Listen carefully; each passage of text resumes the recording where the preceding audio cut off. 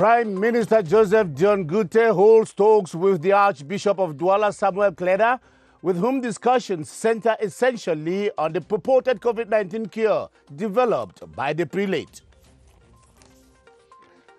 Schools across the country intensify preparations for the resumption of classes on June 1, with COVID-19 prevention measures occupying pole positions. The Social Democratic Front celebrates its 30th anniversary, 30 years marked by the good, the bad, and most especially the ugly. Those are our lead stories. Hello and welcome to the program. I am Ben Menopofong and this is the 7:30 News. Prime Minister Joseph NGUTE today held talks with the Archbishop of Douala, His Grace Samuel KLEDA. Discussions between the two centered on the purported cure for COVID-19, which the prelate is said to have developed. While seeking to know more about the product, the Prime Minister mooted for a closer collaboration between the Archbishop and the community piloting the national riposte strategy against the coronavirus in Cameroon. Christian Che Atam reports from the Star Building. The audience which Prime Minister Joseph NGUTE granted the Archbishop of Douala focused on the supposed cure against COVID-19, which the prelate has developed and which is being administered to some sick persons in the country since the month of March. The Prime Minister and the prelate exchanged on the nature of the Archbishop's medicine against COVID-19. I came to present to the Prime Minister the work I am doing against COVID-19, to show him how I function and how we can better organize things. The discussions also touched on ways of aligning the proposed cure to the exigencies of scientific verification in order to be certain about its merits. I appreciate the interest which the government is showing on the product and the engagement of the head of state who instructed the Prime Minister to grant me audience. Our target now is to get the product studied to verify its efficiency and see how it can be placed at the disposal of the public. The Prime Minister has reassured me the government's support. On the 15th of May, Prime Minister Joseph NGUTE declared that the government was studying the possibility of incorporating products from African pharmacopoeia into the COVID-19 treatment protocol in Cameroon. This audience is proof that the government is leaving no stone unturned. Ever since the outbreak of the very first cases of COVID-19 in Cameroon, Public Health Minister has never stopped inviting Cameroonians to respect WHO hygiene prescriptions, that is, wearing face masks, avoid overcrowding, and adopting responsible attitudes. But from the look of things, it would appear a majority of Cameroonians in the hardest hit cities, Yaoundé, Douala, and Bafoussam, that is, are rather indifferent to the repeated appeals as more and more people are getting infected. As Constantine Bomb says in the following write-up, there is need for a stronger service of commitment both from the government and from the citizenry. Just take a walk to some major markets in Yaoundé, like the Mokolo market. Everyone is going about their usual business as if nothing is at stake. People idling about, chatting, drinking in groups, as if easing down some barrier measures by the government means the virus has been overcome. Out of these 20,000 samples that we have tested from Cameroonian, we already have approximately 4,700 to 4,800 positive cases. And most importantly, during these last weeks, we have been seeing our numbers are skyrocketing. People no more use their masks adequately.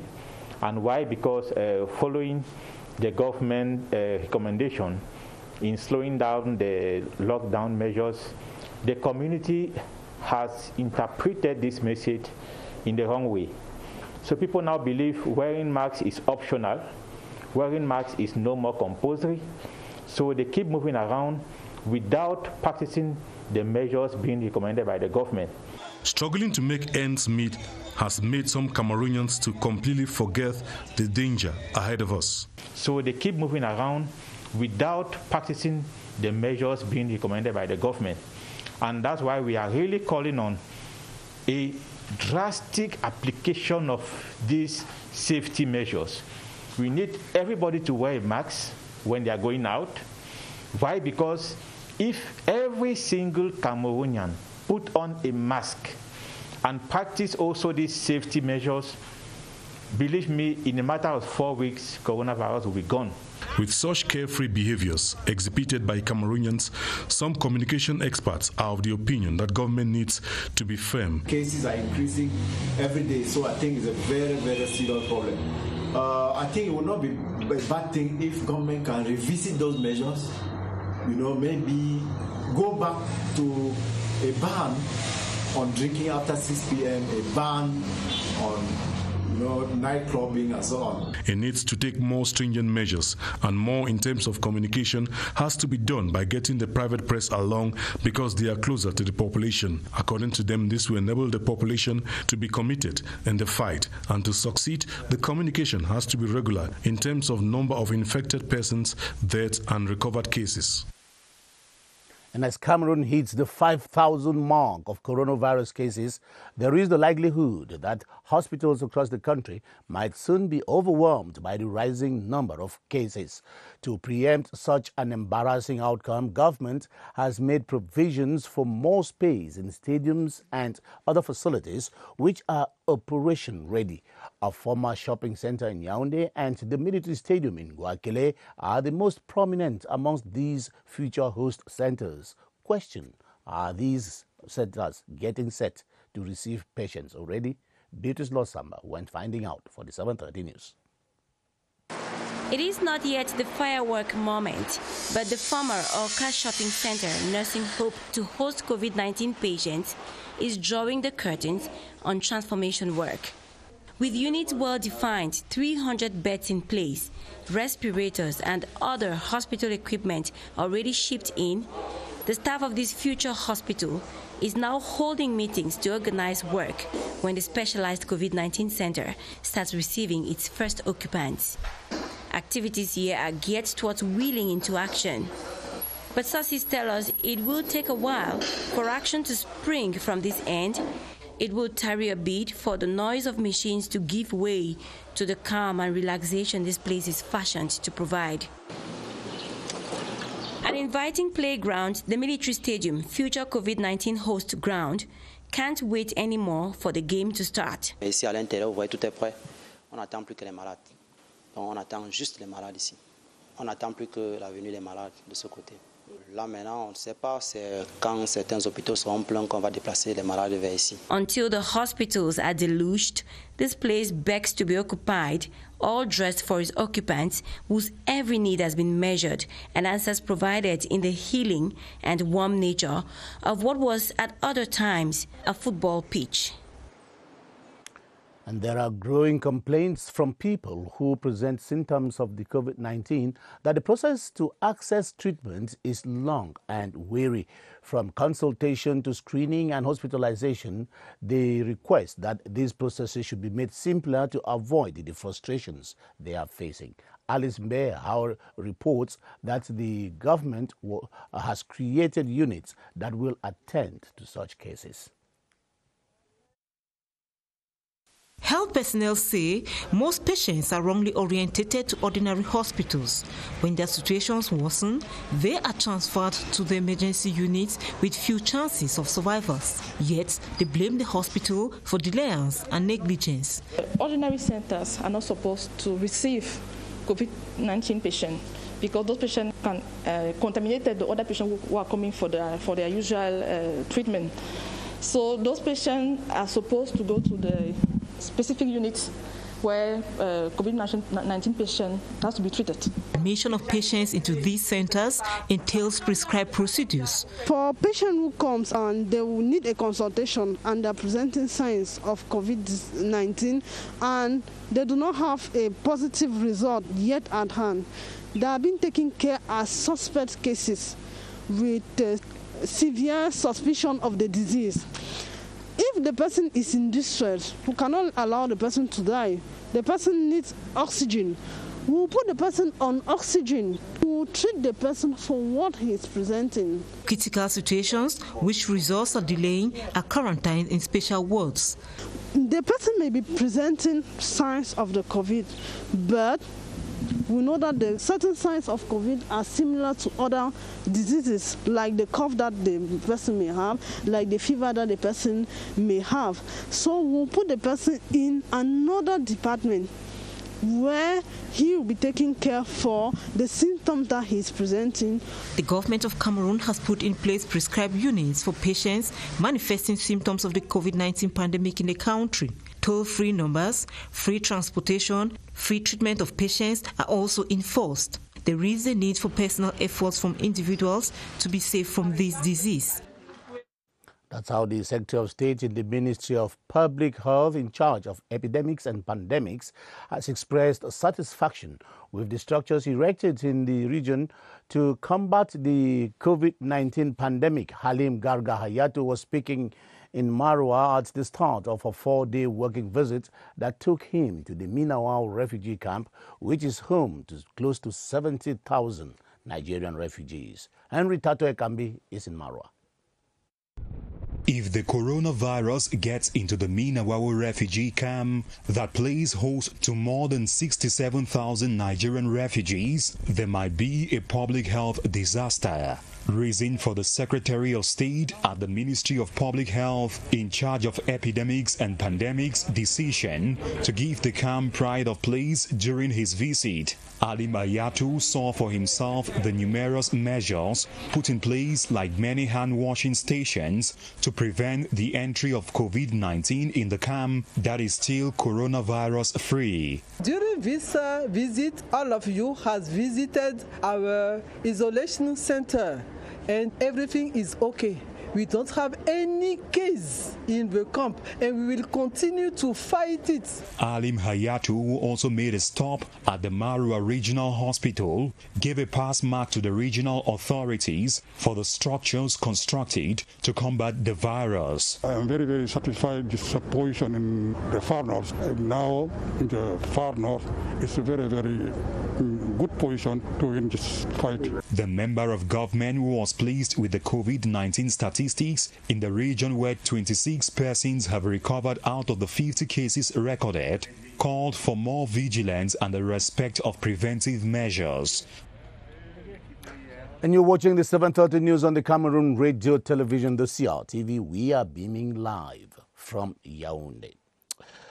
Schools across the country are gearing up for the June 1 resumption of classes as decreed by the government. Those in Yaoundé are taking the appropriate measures to ensure that classes kick off in a COVID-19-free environment.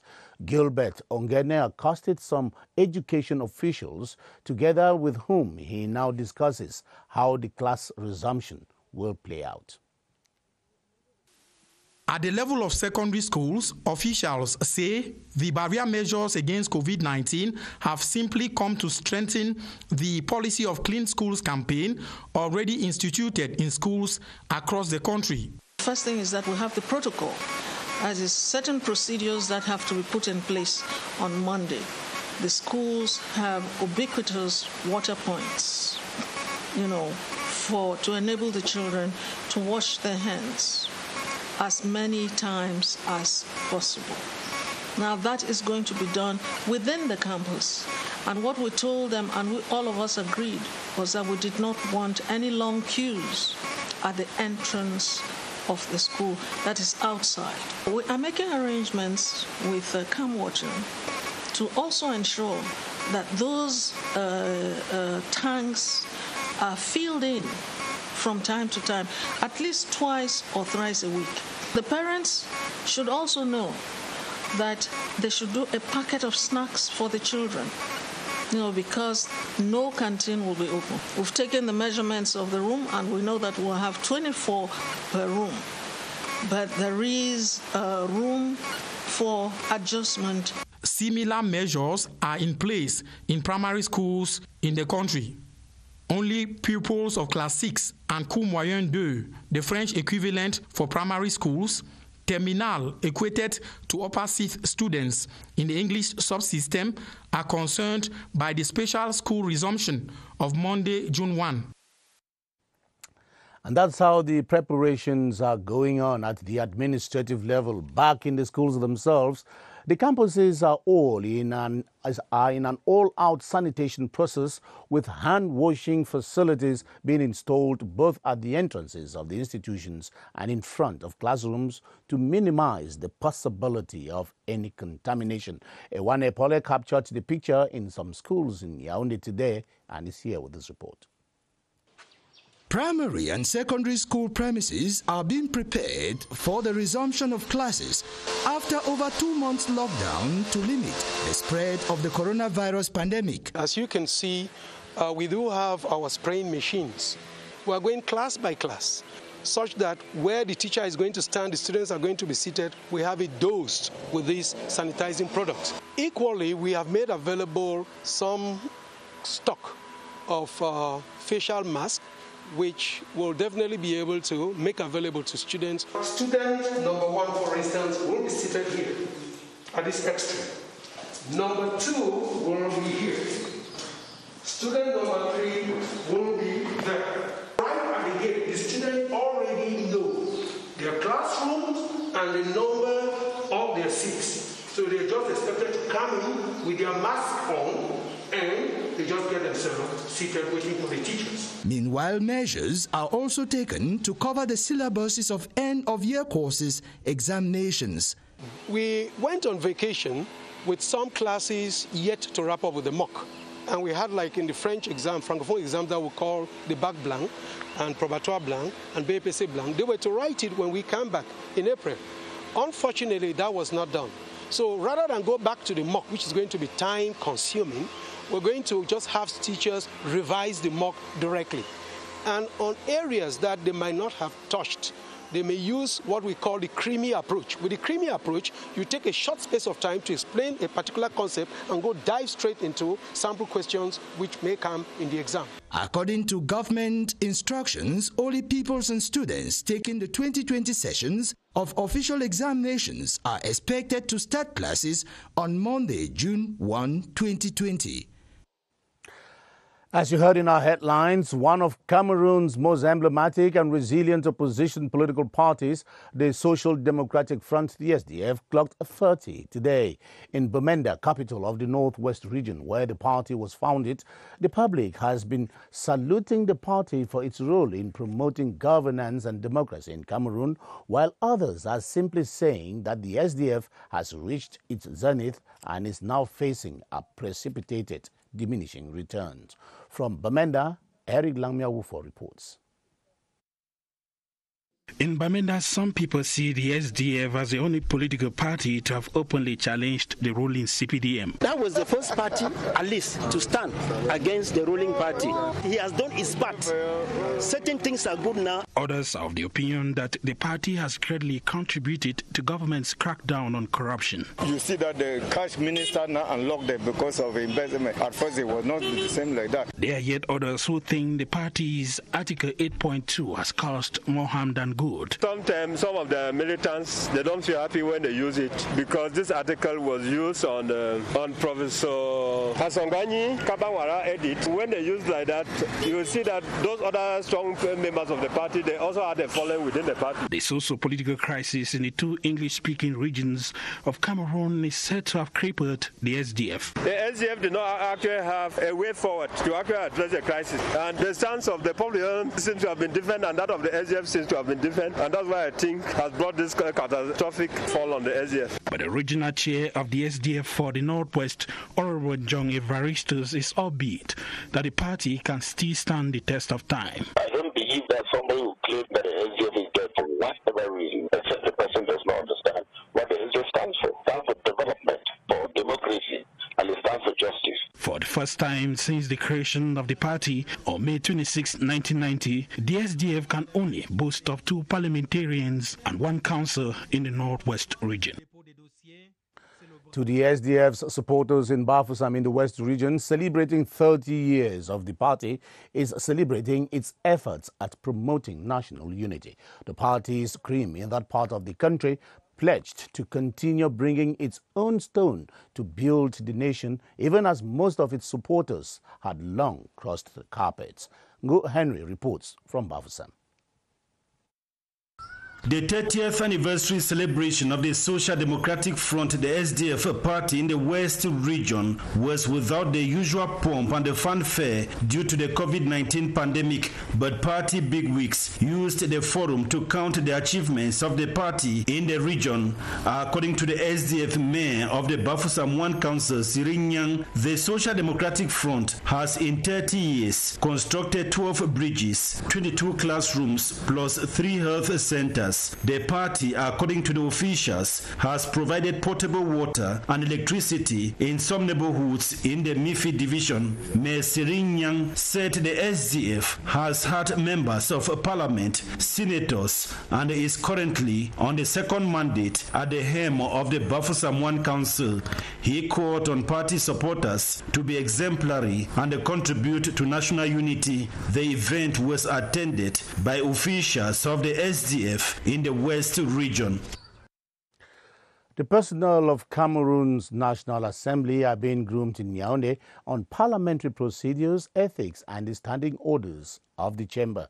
The training is taking place under the ambit of the first ever annual capacity building program for the over 150 staff initiated by the new clerk of the House, Gaston Komba. Esther Kima reports on the first phase of the program, which will run for 10 days. The June ordinary session begins in less than a fortnight, and in order to have top-notch personnel with an impeccable mastery of the legal framework of the lawmaking institution, the General Secretariat is at work. In the first demonstration of the engagement taken to upgrade the staff, 4 training models have been outlined.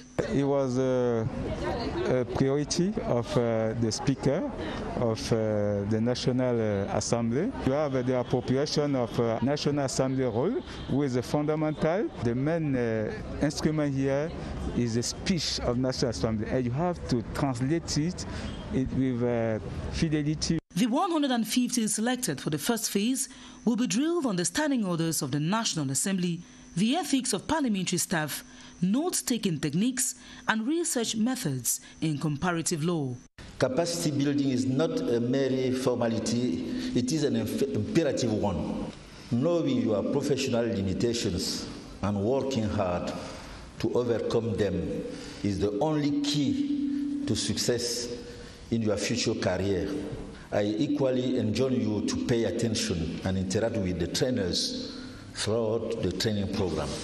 Through the program, the staff will be conversant with parliamentary procedures and fully assist the members of the National Assembly in the discharge of their duties.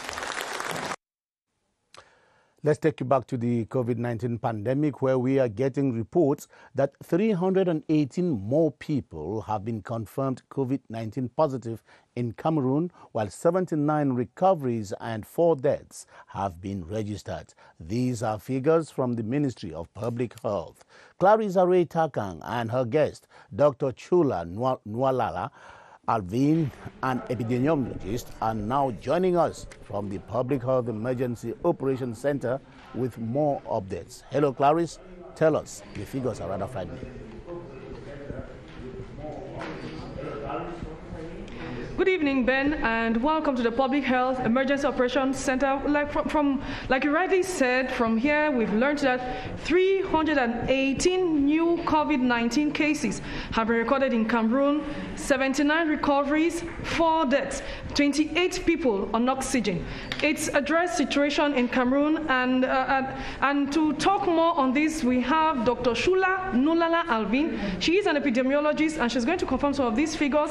But we are going to focus on screening because many people have been complaining that they find access to screening quite difficult. They have been having difficulties in accessing screening centers. Dr. Shula, good evening. Good evening. Thank you for joining us. Can you just tell us why is it still a situation, the problem of screening? Why are many people finding it difficult to access screening centers? And what is being done to ensure that the situation is effectively addressed? Actually, we have many suspected cases in Cameroon, and one of the objectives of the COVID-19 surveillance is to enable rapid detection, isolation, and management of those suspected cases. And the Ministry of Health have put in place a strategy to improve our response in that area. So the aim is that we expect that we have 1 screening centers in each health district, so that the population can easily get access to those screening centers. And especially in Yaoundé, actually, we have 4 screening centers who are already functioning. There's one at Messa, another one at Djungolo. There's one who is especially for health personnel, which is at Djungolo, as I said. And the other one is at SEFTA. Then, and by tomorrow, from tomorrow, we hope that we have another screening center at the sport complex, so that there we can have tests for civil servants who can come there and have their tests.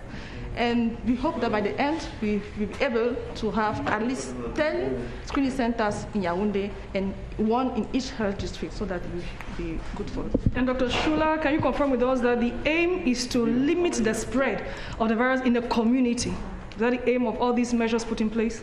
Yes. The aim of all these measures is really to reduce the spread of the virus amongst the population. Thank you, Dr. Shula Nulala Alvain. And that was our resource person for tonight from the Public Health Emergency Operations Center. And today's figures, COVID-19 related figures from the Public Health Emergency Operations Center: 318 COVID-19 positive cases in Cameroon as of today, 79 recoveries, 4 deaths, 28 patients on oxygen. And we should note that Cameroon is the 7th most affected COVID-19 country in Africa, with 5,000 plus cases. Ben, back to you in the studio. Thank you very much, Clarice, with those updates. And it is getting alarming. Cameroonians, like I said yesterday, they really have got to sit up and stop the spread of this killer pandemic. And we take you now to the Adamawa, where the elite of the Mayo Banyo division, in an effort to fight the coronavirus too, have been waging a war against the deadly pandemic. And they are being led by the Deputy Secretary General of the Presidency of the Republic, Muhammadu Mustafa. They offered anti-COVID-19 kits to the population, which has promised to keep the area free from COVID-19 by practicing sound hygiene. Elis Wajibanmia reports from Gaundere. The coronavirus knows no religion, tribe, ethnic group, nor has boundary limits. These are the words of elites of the Mayo Banyo division as they embarked on a campaign to distribute COVID-19 preventive kits to the population. The face masks, hand sanitizers, tap-adapted buckets, cartons of soap, temperature monitoring materials and sprayers were handed over to the senior divisional officer Charles Gal, who in turn gave them to the divisional officers and mayors of Banyu, Mayodale and Bankim for distribution to the local population. I am very glad to see the elites come together as one to fight against this virus. On behalf of Mr. Mustafa, Deputy Secretary General of the President of the Republic, and the world elite of Mayo Banyo Division, we like to call upon all our brothers and sisters in the Mayo Banyo to continue to observe hygiene and various measures prescribed by the government to fight against the COVID-19. The population has thus been urged to make good use of the donations from elites of Mayo Banyo so as to keep the area free from any coronavirus contamination. The coronavirus pandemic has crippled businesses and left the country's economy in peril. Financial experts have been at work to figure out how the economy could bounce back at the post-COVID-19 period. A book presenting an ideal business recovery plan has been launched in Douala by its author, Pierre Nunkam, a financial expert. Our reporter, Rene Kache, says it is a blueprint for many businesses winding down due to the COVID-19 pandemic. The devastating effects on the continent's economy and Cameroon's inclusive caused by the coronavirus pandemic are alarming. This is further compounded by the fact that most export products of Cameroon go to areas hardest hit by the coronavirus, and borders have been shut for months now with very limited returns. Technical unemployment has sharply increased and the financial market is crumbling as well. Hence, there is need for financial institutions, the government and consumers to join forces if the economy must weather the storm or limit the damages. It is for this reason that a financial expert and president of the Inter-African Mutual Fund for Consumers of Goods and Services met with the local press for an awareness and empowerment campaign. Cameroonian-born Pierre Nunkam explained that for the banking system to survive, it must lean on an amicable framework. He said it is high time the country's economy be diversified, and for this to happen, all stakeholders, including consumers, the government and financial institutions, must get on board. The press conference also served as a framework for the launch of the information and training campaign on the practice of bank auditing. Cameroonian-born Pierre Nunkam said his institution will next visit companies that are in difficulties to empower their managers. He is optimistic the move will go a long way to assist in the recovery of wealth creation units. The second of our week-long running series on the imminent construction of 14 automated toll gates on Cameroonian highways is focusing tonight on the content of the deal that was brokered between the government and the fired group on the principle of build, operate, transfer. As Joyce Kimbi-Forward now explains, it is a 20-year term contract that aims at maximizing toll gates revenue in the country. It's made up of 67 articles. The contract for the automation of 14 toll gates trusted to a private joint group of company that is in charge of conceiving, constructing, equipping, exploiting and maintaining the structures. Identified toll gate site are Bankomo, Tiko, Mbanga, Manjo, Bumyebel, Edea, Simalen, Komtu, Bafia, Bayangam, Fumbot, Banja, Matazem and Chang. Technical specificities of the contract include the maintaining as 500 francs CFA tariff, an initial investment of 28.94 billion CFA francs, revenue generation to move from 7 billion CFA francs on the first year of exploitation to 53.89 billion CFA francs by 2039. The net revenue estimated that will go to the state coffers stands at 5.482 billion CFA francs in 2021 and will increase to 48.995 billion CFA francs at the end of the contract in 2039. Certainly good business for the state. The project will be conducted by the private partner who is going to finance, build, manage, do the maintenance, and after 20 years, give it back to the government. So the specificity here is that the government is not going to fund a public investment project. This public investment project is going to be funded by a private partner. The automation of the 14 toll gates with modern infrastructures will certainly wipe out the current archaic image of Cameroon's toll gate at this era of high-tech. The Yaoundé Hospital Center for Research in Endoscopic Surgery and Human Reproduction receives yet another red feather for a successful delivery of 2 more babies. One for a couple from Belgium who were being delivered of their second baby 2 years after they were blessed by the first still at the center. And Nagakebi reports on the reputation of Classe, which she says is growing both nationally and internationally. This couple from Belgium arrived Crasset for the second time to welcome their second baby. Overwhelmed with joy, especially after several attempts to procreate through the in vitro technique in Belgium and Europe with a Belgian husband did not succeed, the couple found their happiness at Crasset 2 years ago. Motivated by the expertise of the medical team headed by Professor Jean-Marie Cassia, they have been blessed today with a second baby. Beaucoup de médecins m'avaient dit que je ne pouvais pas concevoir. Many doctors told me in Europe that I will never conceive. I came to see Professor Cassia and we had our first baby. Just as I was planning to come for the second in vitro technique, I became pregnant naturally. According to Professor Jean-Marie Cassia, the presence of the couple from Belgium for the birth of their second baby has been encouraging and motivating. I'm very comfortable to see that people are coming abroad and to look for solutions in African setting. We used to go there to find solutions for our problems. But now, it's very, very, very nice to see them coming here. 2 weeks ago, one patient came from Pennsylvania, and we did IVF here. She delivered 2.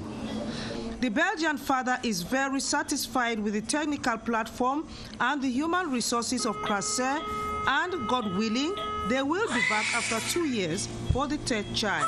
The 2 babies delivered today weighed 2.8 and 2.4 kilograms respectively, while the ages of the mothers range between 32 and 31 years. Both babies and the mothers are doing extremely fine.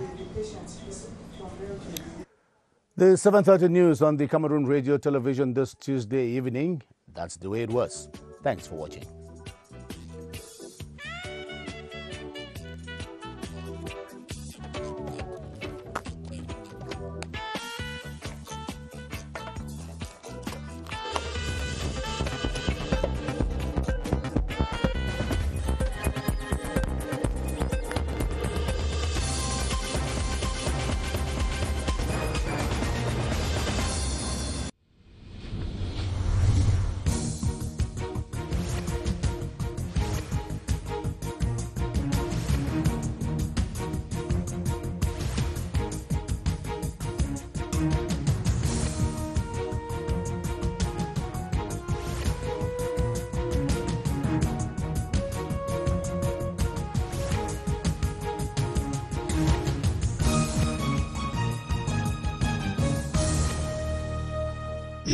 CRTV News, ici, toute l'info.